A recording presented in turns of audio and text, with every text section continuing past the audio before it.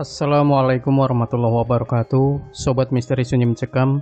Mudah-mudahan Anda terus setia bersama kami, channel yang setiap hari selalu menyuguhkan cerita-cerita misteri menarik.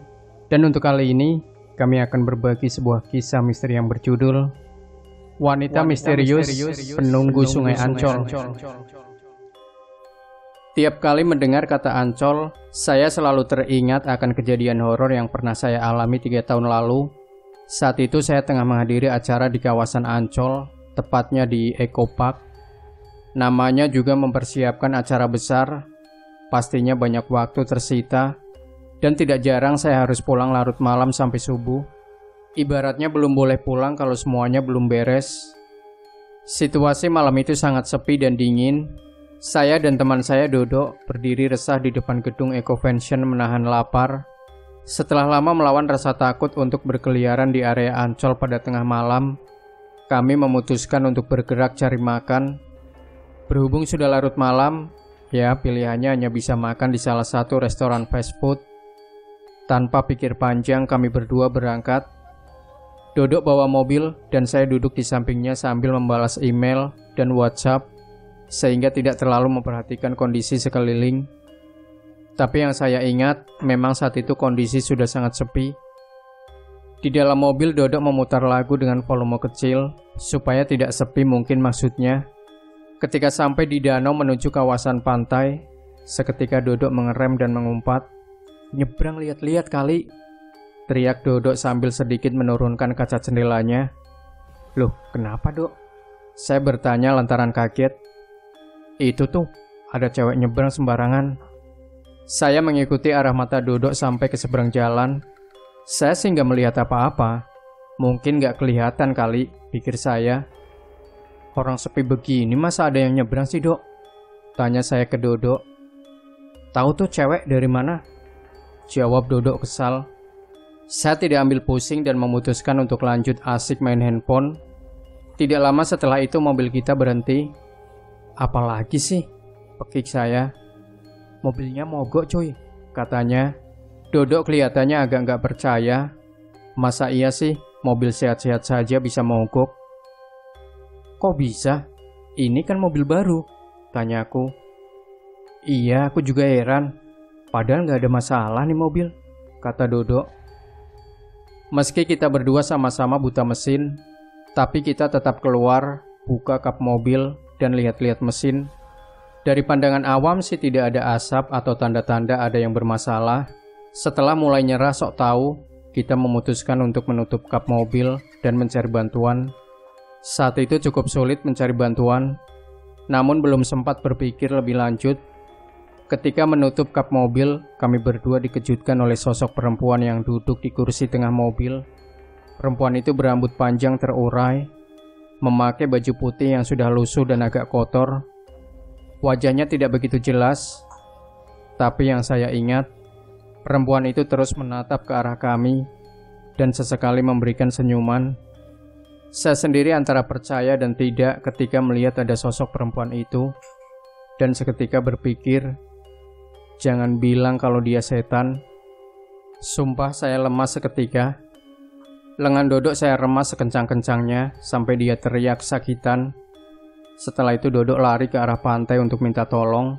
Saya ikut di belakangnya. Untung saat itu ada seorang pria yang sedang duduk di pinggir pantai. Entah dia tukang parkir atau apa. Kita lari ke arah dia. Begitu kami sampai, si mas itu pun kaget melihat saya dan Dodok lari ke arah dia. Dan dia sempat mau lari juga, sampai akhirnya Dodok teriak, "Pak, tolongin kita." Ya ampun, saya kira saya mau dirampok, kata si mas sambil mengelus dada. "Iya kali mas, kita mau ngerampok," kata Dodok sedikit kesal. "Memang ada apa lari-lari jam segini mas?" tanyanya. Sambil ngos-ngosan, kami pun cerita tentang mobil kami yang mogok dan ada perempuan aneh di dalam mobil.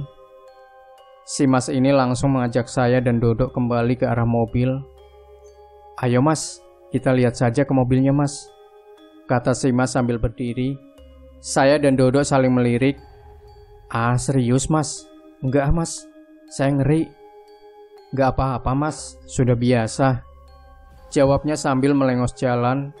Saya dan Dodo agak bingung dengan jawabannya. Tapi memang Mas ini kelihatannya orang berani. Pas sampai di mobil, si perempuan itu sudah hilang. Tanpa banyak omong, si Mas itu menyuruh Dodo untuk starter mobil. Dan ajaibnya nyala.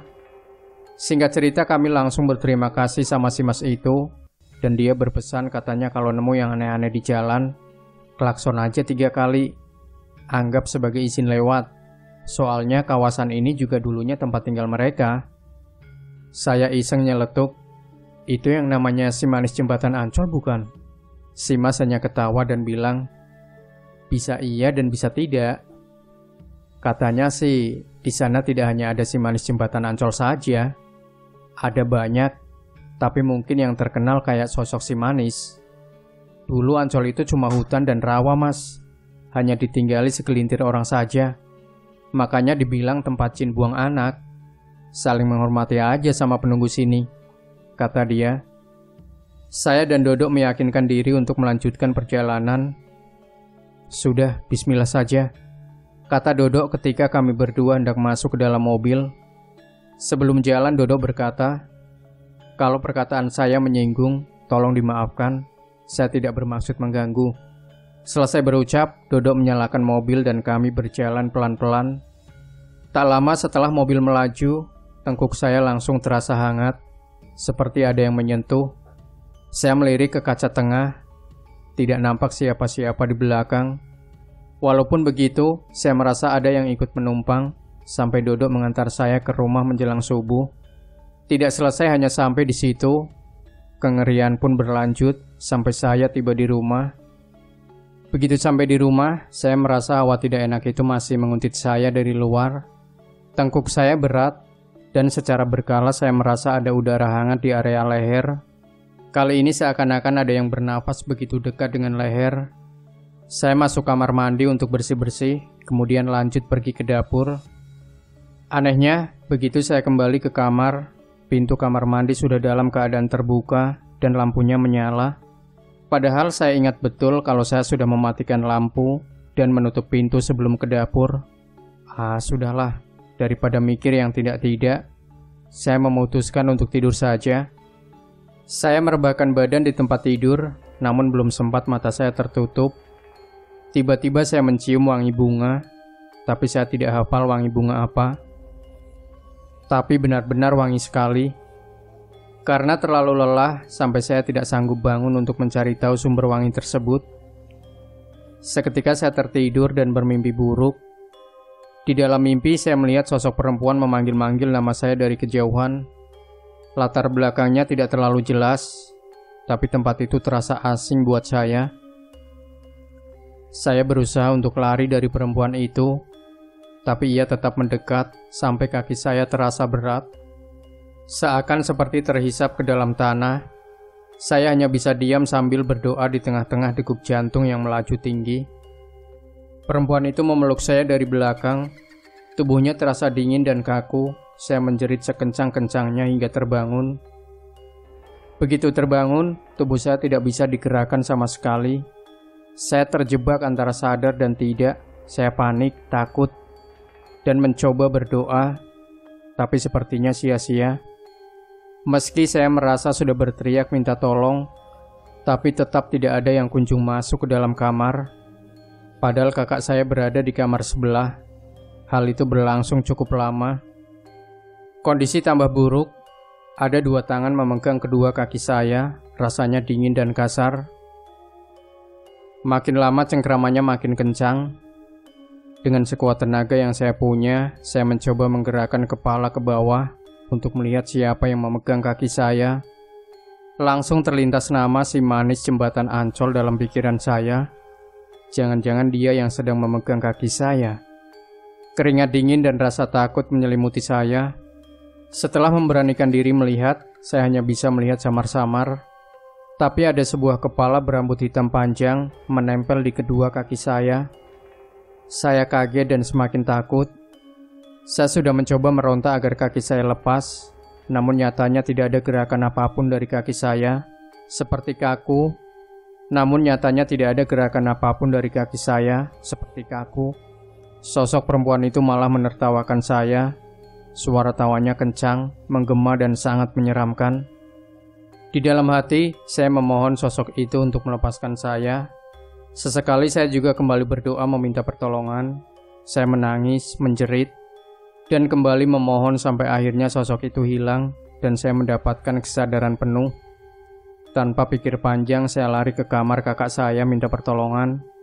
Dia yang lagi tertidur, langsung seketika terbangun.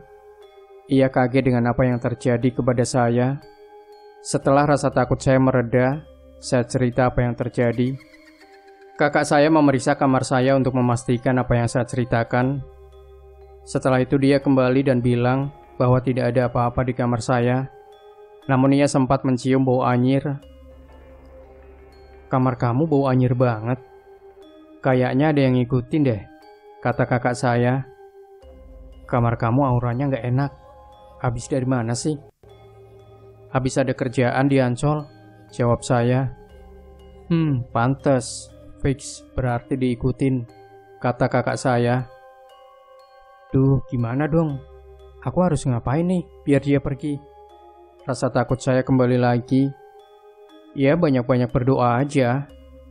"Dah, tidur di sini aja dulu," kata kakak saya sambil berbaring tidur kembali. Esok pagi menjelang siang, seperti biasa saya siap-siap untuk bekerja dan masuk kembali ke dalam kamar. Saya kaget begitu melihat banyak sekali pasir pantai berserakan di lantai dan spray kasur. Setahu saya si manis jembatan Ancol itu sering nampak di area jembatan Ancol, makanya dinamakan demikian. Tapi ini kok banyak pasir? Atau jangan-jangan yang mengikuti saya bukan si manis jembatan Ancol? Atau jangan-jangan ada makhluk lain yang lebih menyeramkan? Yang jelas aku nggak mau tahu, mau diikutin apa enggak. Sekian cerita pengalaman dariku. Demikian Sobat Misteri Sunyi Mencekam. Jangan lupa tinggalkan komentar Anda, like, share video ini, subscribe channel Sunyi Mencekam, dan kembali nantikan cerita-cerita misteri terbaru dari kami. Wassalamualaikum warahmatullahi wabarakatuh.